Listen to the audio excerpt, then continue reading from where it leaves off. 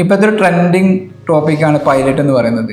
ചെറിയ ആളുകൾ മുതൽ വലിയ ആളുകൾ വരെ പൈലറ്റ് ആയിക്കൊണ്ടിരിക്കുന്നതും അതിൻ്റെ ന്യൂസുകളൊക്കെയാണ് സോഷ്യൽ മീഡിയയിലൊക്കെ നമ്മൾ കാണുന്നത്. ഇന്ന് കൂടെയുള്ളത് ഒരു പൈലറ്റാണ്, ക്യാപ്റ്റൻ ഷഹസാദ് അഹമ്മദ്. അപ്പോൾ അദ്ദേഹത്തോടു കൂടെ നമുക്ക് കുറച്ച് സമയം സ്പെൻഡ് ചെയ്യാം. ഇതുമായിട്ട് ബന്ധപ്പെട്ട വളരെ ഡീറ്റെയിൽ ആയിട്ടുള്ള കാര്യങ്ങൾ ചെറിയ ചെറിയ ക്ലിപ്പുകളായിട്ടോ അല്ലെങ്കിൽ ലെങ്തി വീഡിയോ ഒക്കെ ആയിട്ട് ഞങ്ങൾ യൂട്യൂബിലോ ഇൻസ്റ്റാഗ്രാമിലോ അല്ലെങ്കിൽ ഫേസ്ബുക്കിലൊക്കെ അപ്ലോഡ് ചെയ്യും. അത് നിങ്ങൾ കണ്ടു കഴിഞ്ഞാൽ ഇതിനെക്കുറിച്ചിട്ടുള്ള എല്ലാ യാഥാർത്ഥ്യങ്ങളും മനസ്സിലാക്കാൻ സാധിക്കും. വീഡിയോ ചെയ്യാനുള്ള കാരണം ഇതുമായിട്ട് ബന്ധപ്പെട്ട കുറേ തെറ്റിദ്ധാരണകൾ ഞാൻ കുറച്ച് മുന്നേ തന്നെ ക്യാപ്റ്റനായിട്ട് ഇന്റർവ്യൂ ചെയ്തിട്ടുണ്ടായിരുന്നല്ലോ. അതിൽ പറയുന്നതിന് 2 വർഷം മുമ്പ് ഏകദേശം നമുക്കത് 2.5 ലാഖിലധികം നമുക്ക് വ്യൂവേഴ്സ് വന്നിട്ടുണ്ട്. പക്ഷെ അതിൽ പറയുന്നതിന് വിപരീതമായിട്ടുള്ള കുറേ ന്യൂസുകൾ കേൾക്കുമ്പോൾ ഞാൻ വരെ കൺഫ്യൂസ്ഡ് ആയി. നമ്മൾ പറഞ്ഞതാണോ ശരി, അതാണ് ഞാൻ ഇടയ്ക്കിടയ്ക്ക് നിങ്ങളെ വിളിച്ച് സംസാരിക്കേണ്ട ആവശ്യമുണ്ട്. അപ്പോൾ അതിപ്പോൾ ഒന്നും കൂടെ ഇൻസ്റ്റാഗ്രാമിലോ അല്ലെങ്കിൽ ബാക്കിയുള്ള പ്ലാറ്റ്ഫോമിലും കൂടെ അതിൻ്റെ നിജസ്ഥിതി കുട്ടികളെ അറിയിക്കണം എന്ന് തോന്നിയുകൊണ്ടാണ് ഈ ഒരു വീഡിയോ ഇപ്പോൾ ഞങ്ങൾ ഷൂട്ട് ചെയ്യുന്നത്. അപ്പോൾ അതിൻ്റെ കുറച്ച് ഡിസ്കഷൻസിലൂടെ നമുക്ക് എന്ത് ചെയ്യാം. ഓക്കെ, അപ്പോൾ ആക്ച്വലി ഇതിന് ഞാൻ കേൾക്കുന്ന അല്ലെങ്കിൽ കേട്ടിട്ടുള്ള കുറേ ഇതുണ്ട്. 10 ലക്ഷം രൂപക്ക് പൈലറ്റ് ആവും, 20 ലക്ഷം രൂപക്ക് പൈലറ്റ് ആവും, 30 ലക്ഷം രൂപ. എന്താണ് ഇതിൻ്റെ നിജസ്ഥിതി? എത്ര പൈസയാണ് ശരിക്കും ഒരു പൈലറ്റ് ആവാൻ വേണ്ടത്? കാരണം ഈ ഒരു വീഡിയോ ട്രെൻഡിങ് ആയതുകൊണ്ട് എല്ലാ ആളുകളും എനിക്ക് പൈലറ്റാണ് പാരൻസിനോട് പറയാണ്. പല പാരൻസും വിളിക്കുന്നുണ്ട് വീഡിയോ കണ്ടിട്ട്. ഓക്കെ, ഈവൻ എൻ്റെ 6ാം ക്ലാസ്സിലുള്ള മോൻ വരെ ചോദിക്കുന്നുണ്ട് ആക്ച്വലി പൈലറ്റ് ആവാൻ എത്ര പൈസ വേണ്ടത്. ഒരു ഭാവിയിൽ എൻ്റെ മോനെ പൈലറ്റ് ആക്കണം എൻ്റെ ആഗ്രഹം പോലെ തന്നെ ബാക്കിയുള്ള പാരൻസിനോട് എന്താണ് അതിൻ്റെ ഇപ്പോഴത്തെ കറണ്ട് സ്റ്റാറ്റസ് എന്ന് പറയാമോ? ഓക്കെ, നിങ്ങൾ പറഞ്ഞ പോലെ തന്നെ ഒരുപാട് പരസ്യങ്ങൾ ഇപ്പോൾ വരുന്നുണ്ട്. പിന്നെ ഒരുപാട് ട്രെൻഡിങ് ആയിട്ടുണ്ട്, ഒരുപാട് പേര് ഫേമസ് ആയി വരുന്നോണ്ടിരിക്കുന്നുണ്ട്. അപ്പോൾ അതിൽ കുറേ പരസ്യങ്ങളിൽ ഉള്ള ഒരു കാര്യമാണ് നിങ്ങൾക്ക് 20 ലക്ഷം കൊണ്ടും അല്ലെങ്കിൽ 25 ലക്ഷം 30 ലക്ഷം കൊണ്ടൊക്കെ നിങ്ങൾക്ക് പൈലറ്റ് ആവാം എന്ന് പറഞ്ഞിട്ട് ഒരു ട്രെൻഡിങ് ആയിട്ടുള്ള പരസ്യങ്ങളെല്ലാം. അപ്പോൾ അതിൽ ആദ്യം പറയാനുള്ള ഒരു കാര്യം, പൈലറ്റ് ആവാൻ 20 ലക്ഷം കൊണ്ട് പറ്റുമെന്ന് വെച്ച് കഴിഞ്ഞാൽ തീർച്ചയായിട്ടും പറ്റും. 20 ലക്ഷം കൊണ്ട് പറ്റും. പക്ഷേ നമ്മൾ പൈലറ്റ് ആവണത് നമുക്ക് സ്വന്തമായിട്ട് വിമാനം ഉണ്ടോ? ഇല്ല, എനിക്ക് സ്വന്തമായിട്ടില്ല, എനിക്കും ഇല്ല. അങ്ങനെ സ്വന്തമായിട്ട് വിമാനങ്ങൾ ഉണ്ടെങ്കിൽ നമ്മൾ കഴിഞ്ഞ നമ്മുടെ വീഡിയോയിൽ പറഞ്ഞിട്ടുണ്ടായിരുന്നു 4 കാറ്റഗറി ലൈസൻസ് ഉണ്ട്. SPL, PPL, CPL, TPL എന്ന് പറഞ്ഞിട്ട് 4 കാറ്റഗറി ലൈസൻസ് ഉണ്ട്. അതിൽ PPL ലെവൽ, അതായത് സ്വന്തമായിട്ട് PPLന്റെ full form private pilot licence എന്നുള്ളതാണ്. സ്വന്തമായിട്ട് വിമാനം ഉണ്ടെങ്കിൽ റെമ്യൂണറേഷൻ അല്ലാണ്ട് നിങ്ങൾക്ക് ഏത് ഫ്ലൈറ്റും ഓടിക്കാൻ PPL മതി. ആ ലൈസൻസ് എടുക്കാൻ ഇന്ത്യൻ DGCന്റെ നിയമപ്രകാരം 40 മണിക്കൂർ ഫ്ലൈയിങ് മതി എന്നുള്ള 40 മണിക്കൂർ ഈ പറയുന്ന 15 ലക്ഷം 20 ലക്ഷം കൊണ്ട് കിട്ടും.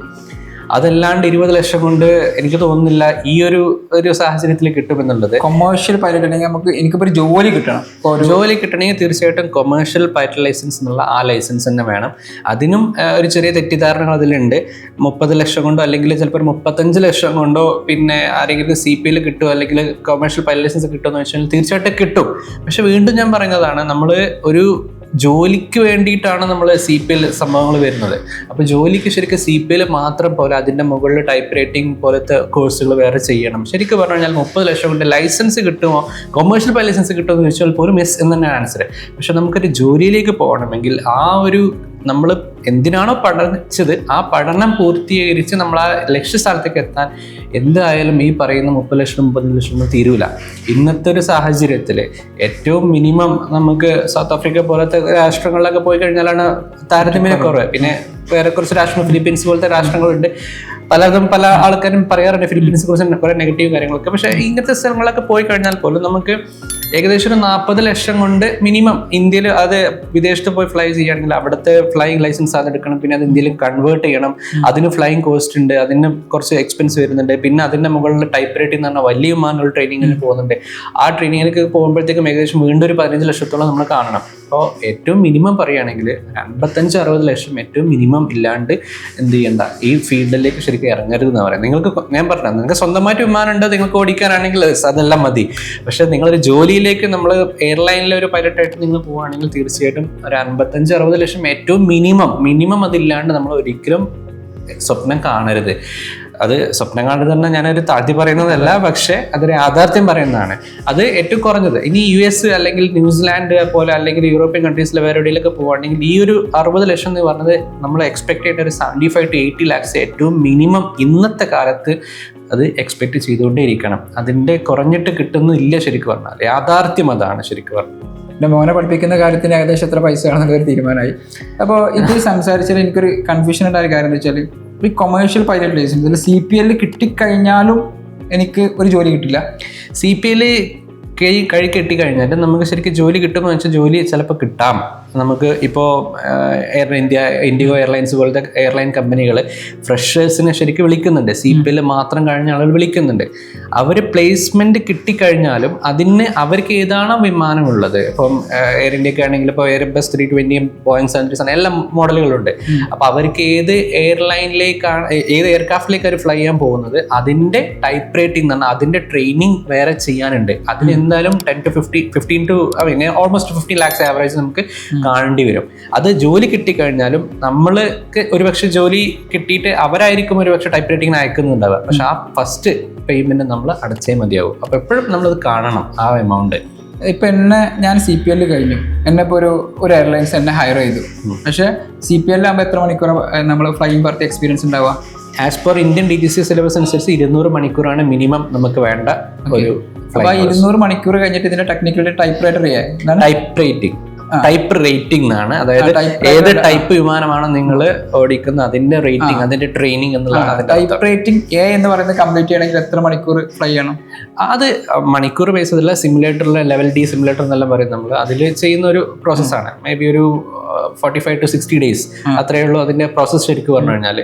പക്ഷെ അതിന് എക്സ്പെൻസ് വരുന്നുണ്ട്. ഈ പറയുന്ന 12 to 15 lakhs ഏറ്റവും മിനിമം അതിന്റെ എക്സ്പെൻസ് നമ്മൾ കണ്ടേ മതിയാവും. അപ്പോൾ ആ കമ്പനിയിൽ ഇപ്പം എന്നെ ഇപ്പോൾ ഹയർ ചെയ്തിട്ടുണ്ടെങ്കിൽ ആ കമ്പനിയിലേക്ക് ഞാൻ ഈ പേയ്മെന്റ് കൊടുക്കുകയോ അല്ലെങ്കിൽ അവരുടെ സാലറിയിൽ നിന്ന് കട്ട് ചെയ്യുക, അങ്ങനത്തെ പ്രൊസീജിയറാണോ? അല്ല, അത് നമ്മുടെ ആദ്യത്തെ പേയ്മെന്റ് ആസ് ഓഫ് ടൈം ഇപ്പോഴത്തെ സിറ്റുവേഷൻസ്, പണ്ട് എയർലൈൻ കമ്പനി കൊടുത്ത് നമ്മളെ സാലറി പിടിച്ച് ബോണ്ട് അങ്ങനത്തെ ഒക്കെ ഉണ്ടായിരുന്നു.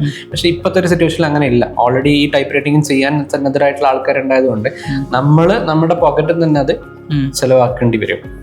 അപ്പോൾ അത് എങ്ങനെ വരികയാണെങ്കിലും പാരൻസ്, സ്റ്റുഡൻസ് ഒക്കെ ശ്രദ്ധിക്കുക. നിങ്ങൾ പാരൻസിനോട് പറയുന്നതിന് മുമ്പ്, അല്ലെങ്കിൽ സ്വപ്നം കാണുന്നത് ഒരിക്കലും പറയില്ല. അതിന് if there is A will there is a way എന്ന് പറയും. ഓക്കെ, നമുക്കൊരു സ്വപ്നം ഉണ്ടെങ്കിൽ അവിടെ ഒരു വഴി ഉണ്ടാവും. ഓക്കെ, അപ്പം ഇവിടെ നമുക്ക് ഒരു പ്രൈവറ്റായിട്ട് നമുക്കിങ്ങനെ പഠിക്കണമെങ്കിൽ ഈ ഫ്ലൈയിങ് ഒക്കെ എത്ര മണിക്കൂർ നടത്തണമെങ്കിൽ ഒരു ഇന്ത്യയിലൊക്കെ പഠിച്ചിറങ്ങി ചെറിയ കൺട്രീസിലൊക്കെ പോയിട്ട് പഠിച്ചിട്ടുണ്ടെങ്കിൽ 60 lakhs, നല്ല യൂറോപ്യൻ കൺട്രീസിലോ അല്ലെങ്കിൽ ഇപ്പോൾ ന്യൂസിലാൻഡ് US പോലത്തെ കൺട്രീസിലൊക്കെ പോവുകയാണെങ്കിൽ ഏകദേശം 80-85 ലക്ഷം വരെ നമ്മൾ കഴിഞ്ഞ് പുറത്തിറങ്ങുമ്പോൾ നമുക്ക് കാണേണ്ടി വരും. ഇനി വേറൊന്നും കൂടി ആഡ് ചെയ്യാനുണ്ട്. നമ്മളെ എയർലൈൻ കമ്പനികൾ നടത്തുന്ന കേഡർ പ്രോഗ്രാംസ് ഉണ്ട്.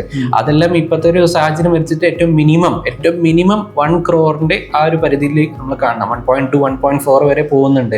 എയർ അറേബ്യ പോലത്തെ വിദേശ എയർലൈൻ കമ്പനി നടത്തുന്ന പ്രോഗ്രാം വരെ ഉണ്ട്. അതെല്ലാം നല്ല കോസ്റ്റ്ലിയാണ്. ഏകദേശം പ്രാക്ടിക്കലി കഴിഞ്ഞ് വരുമ്പോഴത്തേക്ക് 1.8 crores ഒക്കെ റേഞ്ചിലേക്ക് വരുന്നുണ്ട്.